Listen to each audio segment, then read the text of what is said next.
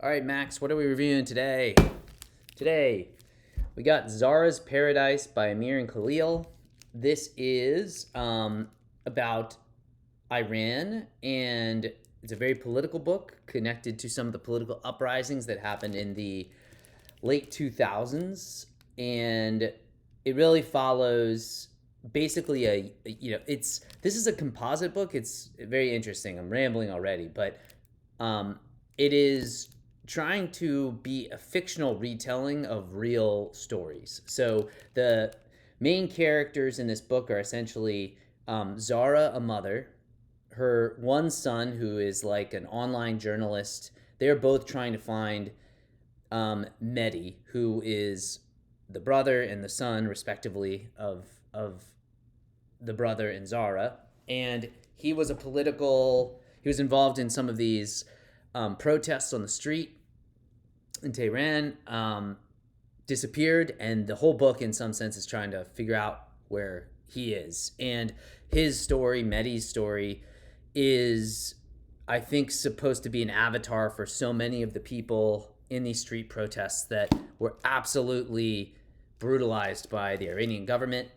This is becoming a little bit of a pattern. These books about just the brutality of the Iranian government.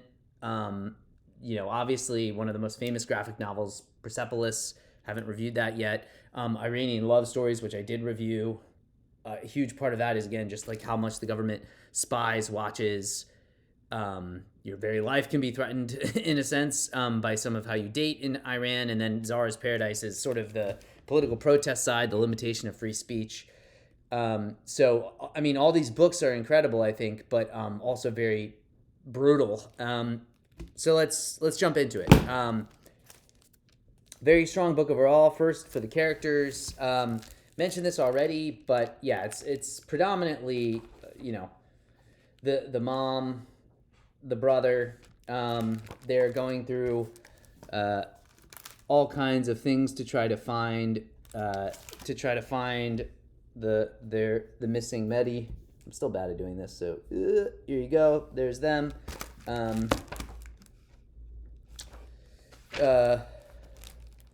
You see them very many times throughout this story, and the people they meet along the way. Some of them are actually helpful in them trying to locate the brother. Without spoiling what happens, there's a lot of hard stuff in this book. This is not for the squeamish. Some of it is quite visceral and brutal. This chapter where you meet one of the friends is particularly awful. This is like this guy was like cellmates with Mehdi in this story, and they both basically go through hell in the prisons after these protests. People are basically complaining the entire time about people being mistreated, but the system is sort of too large to easily fight against for these people. This is probably a poignant book to read right now too, because I think there's some there's another sort of bubbling up activity in Iran at the moment, so anyway, these are the main characters. I gave the characters a very high score. I guess we could also almost say to the like Islamic State, sort of the people running the shows are their own character. It's like not a single person. There are a couple main characters that are recurring here, but it's almost like the machine itself is a massive part of it as well. So the characters overall, I thought very strong because the characters were very distinct. I think they're very memorable. Like I've talked about this a bunch of times, so I'm not going to rehash it. But a lot of these scores are like, how good do I think it is, and how much does that make me want to like revisit this work of art because of it? The characters in this book were really good. I think the mom, without again spoiling it, but I think this book like ratcheted up a level of greatness for me because of the last chapter in particular. I've never read an exact chapter in a graphic novel like it. Not going to spoil it, but I thought it was incredibly powerful, and it made me love the mom character, all of the characters even more. So I think the side characters, there's a guy that works at a Xerox kind of copy shop that ends up being quite cool. There's a woman who is having a relationship with one of the, this woman here. She's basically having a relationship with one of the sort of bad guys in the government, and she ends up doing a lot of helpful work for uncovering some of the bad stuff that's happening. Helps them track down the brother. So anyway, I thought the character was really strong. On the art side, I've shown a bunch of this, but I think like stylistically, it looks cool. I gave it a 5 overall because I think that I've said this many times. I'm not a huge fan of the pure black and white. I think sometimes it's just like you're losing a dimension. You could tell the story, and obviously, again, some people will disagree with me on this. Like the mouse and Persepolis, obviously don't use color either, but I just think it adds a whole new dimension. Like I think Shubik Lubik is a fantastic example of how they can take something to a next level. And I think that there were times where there was a lot of words, a lot of reading, and the way the words could be laid out sometimes was just a little bit hard for. It can be like just eyes wise, it can be like a tiny bit distracting, but overall I think strong and perfectly suitable. Just not my favorite part. I wouldn't revisit for the art itself. I think the characters are a stronger angle. History culture, also a strong angle. I mean, you learn a lot about the political protests, just how many young people in particular were jailed and imprisoned just for essentially what we would consider free speech here in the States. Obviously, nothing's ever fixed. Every country would have to fight to keep their rights, but obviously it's just a completely different ball game here. Essentially, the government really successfully quelled an incredibly strong political moment, and it's a story of like some of these people that bravely lost either their lives or their many different things, rights, etc., for being involved in it. I think if you want to understand, that political moment during the late 2000s and understanding what it would be like to be in some of these countries that were going through the Arab Spring and such, this is like a great book for it. I mean, very memorable. Just seeing all the different ways the government makes things slow, makes things hard, deliberately deletes records. Obviously, the way they treat the prisoners is insane, and they just don't hold back any punches here. They make it quite explicit, all of the laws and dire conditions, the ways they break people's spirits.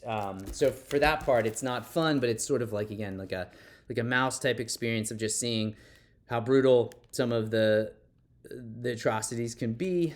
In terms of readability, I think a little low for me. Again, it took a couple times getting through this. I think some of it is just because it's a mix of things. Like, it is a hard book. I mean, it's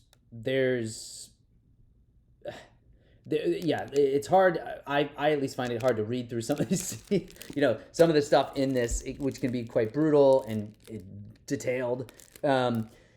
The dense text at points. I think also maybe it was just a hand-holding thing, but sometimes these books jump right in and they're jumping around to a lot of different characters, and I was just having trouble keeping track what was what at the beginning couple chapters of this book. You meet a lot of people, you get a lot of different opinions by like strangers on the street practically. Then they turn out not to be a stranger. It's like a cousin or something, but I probably missed it. So I think like maybe a little bit more hand-holding at the beginning just so you're like fully gripped up on all the characters could have made it a little bit more readable. And again, I think just some of it is like, it's a very dense pages. There's like no sparsity compared to some other graphic novels where, again, it's almost like more spaced out. You can see the characters kind of against more nature backdrops or whatever. They just use every square inch of this to pack it in. It feels like lots of detail.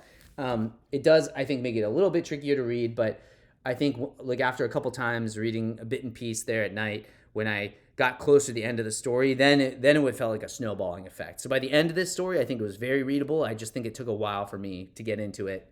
So can't give it a massive score, but also not horrible. X Factor, I think this is they just do a lot of cool stuff in this book. I don't think I've read a story about, again, like just for the last chapter of this book, I thought it was so unique, powerful, moving, brutal. The epilogue and they give you a whole glossary of terms and history.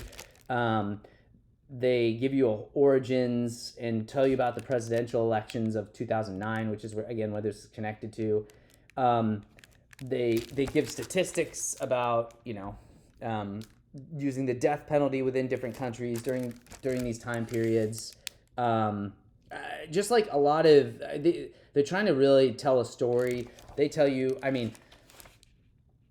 the last couple pages, they're just names after names of people that were like killed, basically martyrs and it's just page after page after page of names in such tiny text.